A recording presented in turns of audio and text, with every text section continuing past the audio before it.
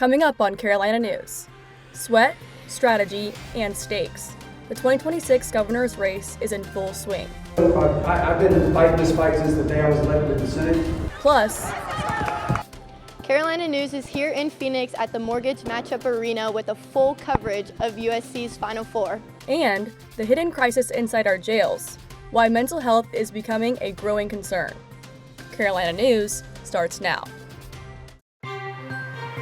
From the University of South Carolina, your news, your sports, your weather. Carolina News begins now. Hello and welcome to Carolina News. I'm Parker Reese. Good afternoon. Thanks for joining us. I'm Lauren Smiley. Things are heating up in Phoenix this week for our women's basketball team. The arena for the Final Four matchup has officially sold out, with 16,795 fans ready to attend the game. Although I wish I could be there, Carolina News sent our sports crew to Phoenix. Ashley and Caroline bring us to the latest from across the country.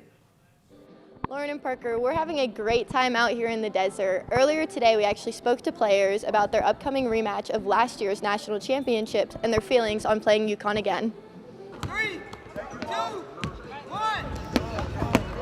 Inside the arena, the South Carolina Gamecocks and UConn Huskies took the floor, not for game day, but for one final tune-up before the marquee matchup. For South Carolina, the identity hasn't changed, to be physical and relentless. But this year, there's something more driving this group. A year ago, their season ended short of the ultimate goal, and that memory, it hasn't gone anywhere. This summer, I remember Molly putting the score up on the TV, and we went into the weight room, and we were so sad. We were so mad of seeing that score. We really lost by that much.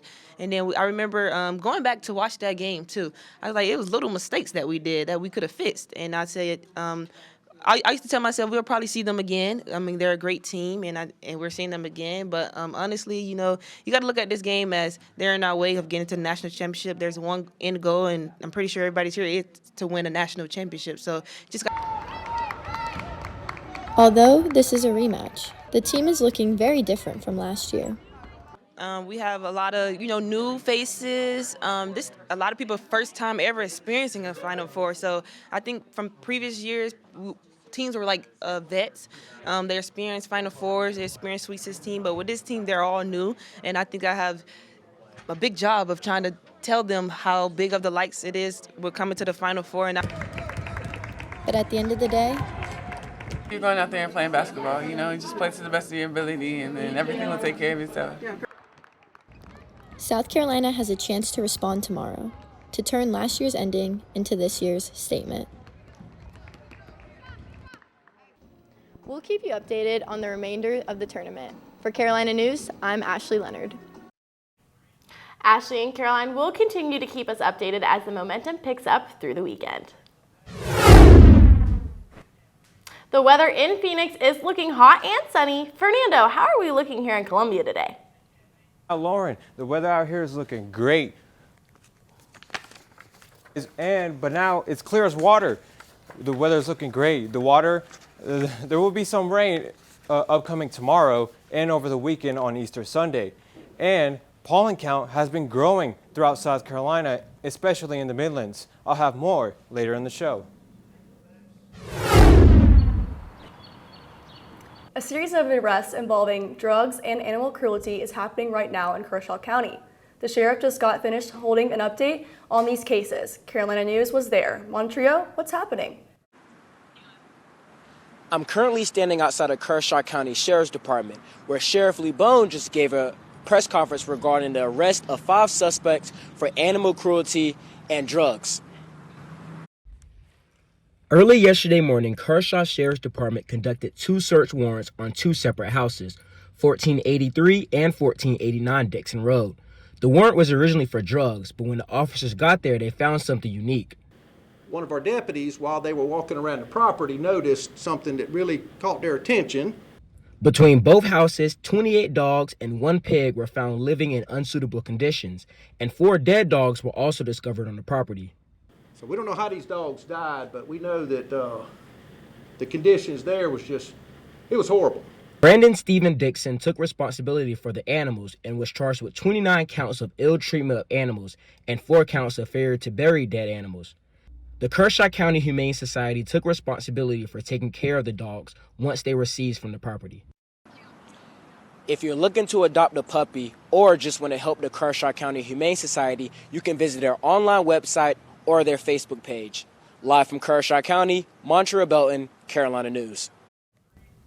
A Columbia man is behind bars after a high-speed chase across 2 counties Tuesday afternoon. Deputies say 36-year-old Isaac Timothy Carter led officers on a pursuit, reaching speeds of nearly 100 miles per hour along I-20, even striking another vehicle. The chase ended in a Richland County neighborhood where Carter ran from deputies before being taken into custody by a K-9. He now faces multiple charges and is being held at the county detention center while awaiting a bond hearing. Playing the lottery in South Carolina may become a lot easier. State lawmakers are considering a proposal that would allow lottery tickets to be purchased from a vending machine. Under House Bill 5057, providing an ID to machines would permit individuals to buy tickets. The Lottery Commission would choose where machines are based on the number of the tickets sold and if the location wants one. Yesterday, the proposal passed through a full committee and will be on the House floor next week. Last evening at the Newberry Opera House, the first GOP gubernatorial debate took place. Our Christopher Twitty was there to give us the full story. Pleasant and laughing. Those were the words that would describe the first GOP gubernatorial debate last evening. It was pleasant. We laughed some, and we agreed a lot, which is good for the state of South Carolina. 4 of the 8 Republican candidates that were in attendance included Congresswoman Nancy Mace, Senator Josh Kimbrell, Attorney General Alan Wilson, and Congressman Ralph Norman. 4 GOP candidates just gave their reasoning inside the Newberry Opera House on why they should be South Carolina's next governor. Here are some of each person's response. People are talking about, obviously, you all heard affordability mentioned a lot. That is something that I'm hearing all around the state as I travel from one side of the state to the other. I introduced a plan that would get us to a 0% income tax immediately within a year after being signed. And the way you do that is close sales tax loopholes. I wrote a proposal that would lift the gas tax or gas fee if it rises above 10% in a 30-day window, and you can do it for 180 days. The legislature could renew it. Audit of every agency and tell the people of South Carolina what you're going to have to cut in spending. I'm going to cut your taxes. Teacher salaries in schools were another issue addressed. Provide public-private school choice. In states that have had true school choice, universal school choice, you've seen teacher salaries increase. While the first debate was mild-mannered, it was a clear reminder that the race to the governor's mansion is here. Reporting in Newberry, Carolina News, Christopher Twitty. The next GOP debate will be held at the College of Charleston on April 21st. President Donald Trump has filed Attorney General Pam Bondi in a major shakeup at the Justice Department. Trump praised Bondi publicly and said she would be transitioning into a new job in the private sector. Deputy Attorney General Todd Blanche will serve as acting Attorney General while a permanent replacement is being considered. If you filled up your tank recently, you've probably noticed gas prices are continuing to climb here in South Carolina. According to AAA, the state average is now around $3.83 a gallon, up more than $1 from just 1 month ago, when prices were closer to $2.60. Nationwide, prices have seen similar spike, rising nearly $1 in the past month.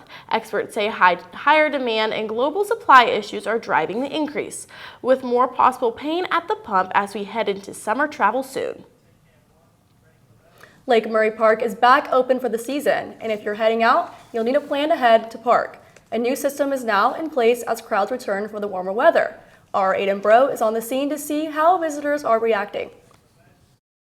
With Lake Murray Park reopened, visitors are already making the trip from near and far to enjoy it. I came from Ohio today. I came from Red Bank. We know that this park is extremely popular here in the community. People love to come out on a beautiful day like it is today, enjoy the water, especially before it gets too hot in the summer. That popularity also means bigger crowds. and tighter parking. These crowds make it a little bit hard to park, so to combat that, they allow you to reserve your spot up to 3 weeks in advance. To reserve a parking spot for the day, you can visit Lake Murray Park's website and pay a $5 fee. We strongly encourage people to do that before they arrive to make sure they get a guaranteed space. Remember, you are not allowed to pay at the gate, but don't worry.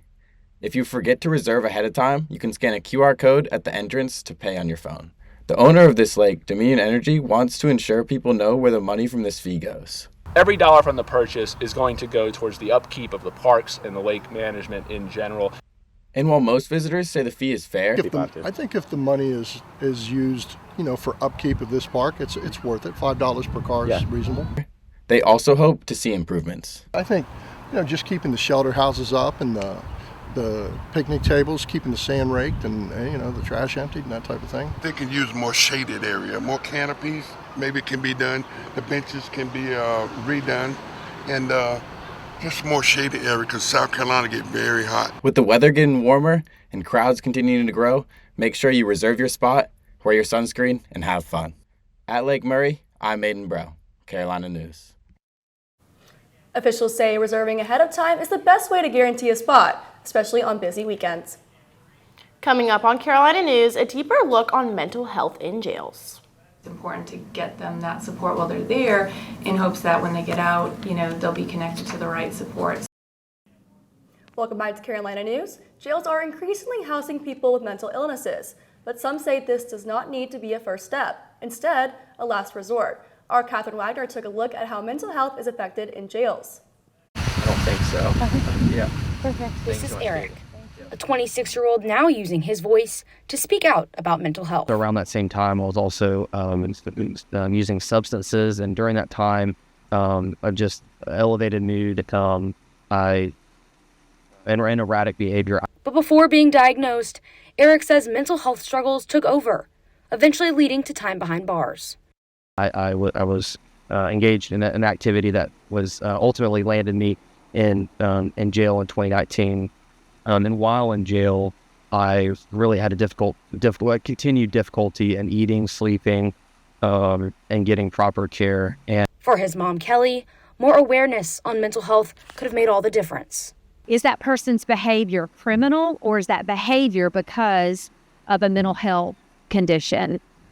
Stories like Eric's are becoming more common, not just in Columbia, but across the country. According to the National Alliance on Mental Illness, people with serious mental illnesses are booked into jails nearly 2 million times each year, and 2/3 of incarcerated individuals with mental health issues receive little to no care. Correctional facilities have become some of the largest providers of mental health care, but they were never designed for that role. Just nationwide, there is such a lack of resources, because if you think, there's so many of these cases where I'm like, if we just had, like a stabilization unit, if we had more resources around here, would we see the amount of people at the jail that we see? And I do not believe that we would. So now Eric and his mom are sharing their story to raise awareness. And that's just one thing that we are now passionate as a family, is to help people know about the resources that are out there. Hoping others can get help before mental health struggles turn into a crisis. For Carolina News, I'm Catherine Wagner. If you are experiencing a mental health crisis or need someone to talk to, dial 988 to speak to a professional. A Blythewood couple has filed a federal civil rights lawsuit against the South Carolina Department of Public Safety. WLTX reported the lawsuit comes after a traffic stop in Sumter County in May 2025, where the couple says they were handcuffed and detained in front of their 3 children. According to the complaint, a 911 caller reported that the U-Haul trailer attached to the family's vehicle might have been carrying stolen dirt bikes and 4-wheelers. After searching their vehicle, nothing was stolen in the U-Haul. Put your hands in the air and leave your kids in the truck crying. And you got to back up to the sound of their voice, not knowing that every step you take could be your last step, and they can shoot and kill you. The lawsuit claims the incident shouldn't have happened and caused trauma to the family.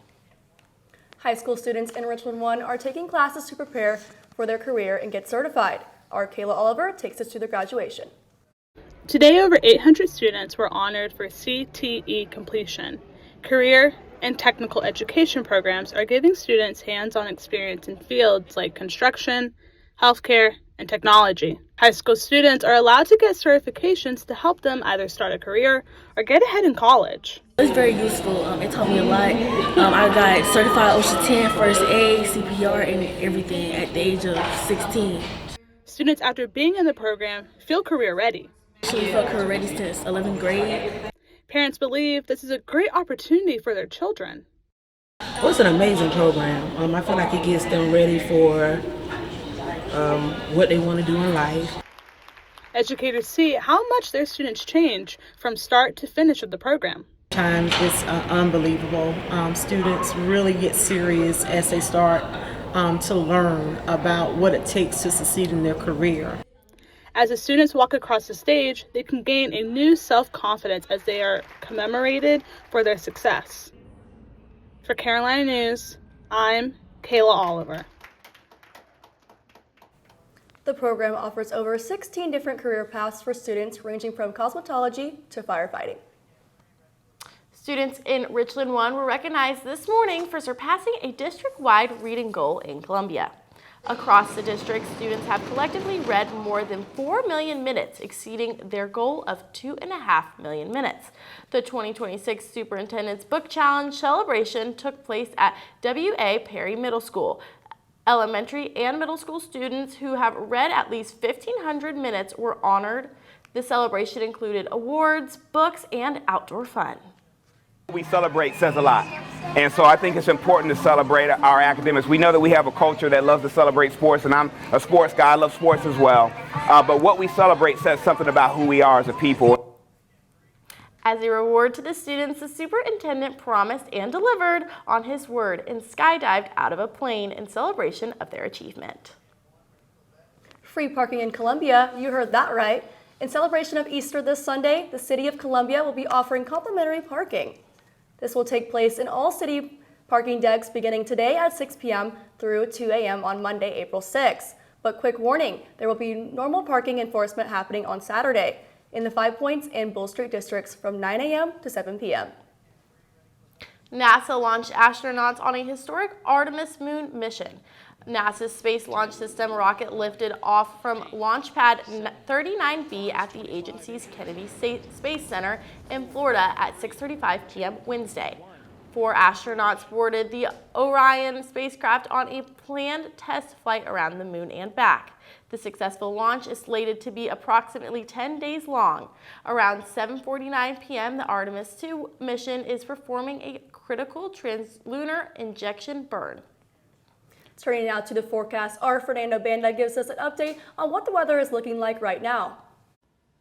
Yeah, the weather is great right now with clear skies, but looking at tomorrow, upcoming showers that could end a drought here in South Carolina. Maybe you should think about wearing a rain jacket for Easter Sunday, and the pollen count stays in the Midlands. I can launch us up into more weather after the break. Welcome back to Carolina News. Easter Sunday is coming up. On that day, there will be a 50% chance of rain, 35% chance of thunderstorms, and I have 80 degrees and a low of 52 degrees. Now, looking across currently in Columbia, it's a high of 83 degrees with a high of 85 degrees and a low of 62 degrees. Humidity is at 37%, and the winds are coming from the southeast with 8 miles per hour. Now, looking across the Midlands, York is at 82 degrees, and the rest of the Midlands is at 80 degrees, keeping it at cool temperatures. They're still hot, but not too hot where you can not wear anything tight. But now look across tomorrow morning at 7 a.m. it will be 63 degrees. If you're taking out your kids to school, you should maybe put a jacket on. Throughout the morning, it will rise up to 69 degrees till 10 a.m. and it will be partly cloudy skies and a little bit sunny there. Now let's look into the pollen count. Tree pollen is pretty high right now for today and tomorrow and Sunday. The grass pollen as well, looking pretty much high for today and tomorrow and Sunday. So if you're taking those allergy medications, take them because it might be bad for you. Looking at the 5-day forecast, 86% of South Carolina has a moderate or worse drought, but that could change throughout this week because on Friday there will be some showers in the afternoon with 81 degrees and a high and a 63 degrees a low. Saturday will be partly cloudy with a few sunshine and 84 degrees and a low of 65. And on Easter Sunday, it'll be 80 degrees it'll rain a lot, so you should put a rain jacket on, 52 degrees at the low. And then Monday it'll be a little bit drop into the 69 with a low of 48. Now let's hand it back to Emma, to Lauren and Parker at the news desk. Sports is next on Carolina News. Our Catherine Wagner gives us an exclusive interview with men's lacrosse goalie before they face off against Clemson tonight, and a check-in with the women's Final Four in Phoenix. Welcome back. Let's dive right on into sports. Starting out our segment today, of course, what everyone in Columbia is talking about, the Final Four. Our Gamecocks face off against the undefeated UConn tomorrow in Phoenix. Tip-off is at 7 p.m. Eastern Time. While we are all waiting to see who can guard Tessa, two of our very own, Caroline Keane and Ashley Leonard, are covering the game in Phoenix. Let's see what they can tell us about the atmosphere leading up to tip-off. Hey everyone, I just got back from practice. South Carolina and UConn both look like they're on their A game, and I had the opportunity to talk to Raven earlier today, and I asked her, what's the biggest difference between this year's team and last year's team? She goes, well, we have a lot of newbies. So Raven's been trying to calm their nerves and telling them how bright these lights are going to be tomorrow. But overall, everyone is super excited to be here, and tomorrow should be an interesting game.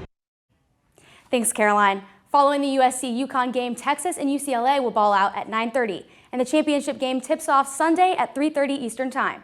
Let's stay on the court for a little bit. Last night, the Atlanta Hawks took down the Orlando Magic 130-110.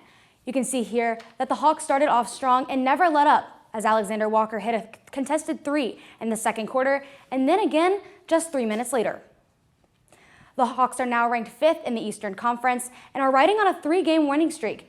Turning now from the hardwood to the green, the Masters has officially removed Tiger Woods from their roster and placed him on a past champions not playing list, following his car accident earlier where he was arrested with a DUI. What you're seeing here is just now released body camera footage. The rivalry continues as Carolina men's lacrosse takes on Clemson tonight in the Upstate. I spoke to goalie Drew Gregory to learn more about how the team has prepared for the face-off. We're feeling pretty good. So I believe we're 8-2 right now. We had lost the #1 team in the country, which is something fine. So we're coming out pretty hot into this game. A lot more motivation to win this game than basically any other game. Just Clemson Carolina rivalry is always good. That's all the time I have for Sports to Stay. Tune back in tomorrow for more Final Four content. Right now, back to Parker and Lauren at the news desk. Coming up next on Carolina News, a touching story of giving back this Easter season. How one little boy is bringing joy to others in a similar situation to his. And finally, tonight on Carolina News, a 12-year-old boy from Alaska is spreading some serious Easter cheer. Nathan Ewell, who's battling stage 4 Hodgkin's lymphoma, delivered 124 Easter baskets to kids at Providence Children's Hospital. His mom says the support brought in over $2,000 in just one day. Nathan says he wanted other kids to feel the same joy he felt getting gifts in the hospital. Parker, this story seriously just touches my heart so much. I know, what a sweet boy. Definitely reminds me to give back this time of year. With Easter coming up on Sunday, Fernando, how is that Easter weather looking? Yes, Lauren, looking at Easter, there will be a 50% chance of rain and a 35% chance of thunderstorms. So if you're looking to go egg hunting, make sure you put on a rain jacket. Tossing it back to Parker and Lauren at the news desk. Thanks so much for being with us. We hope to see you back here tomorrow. Have a great evening.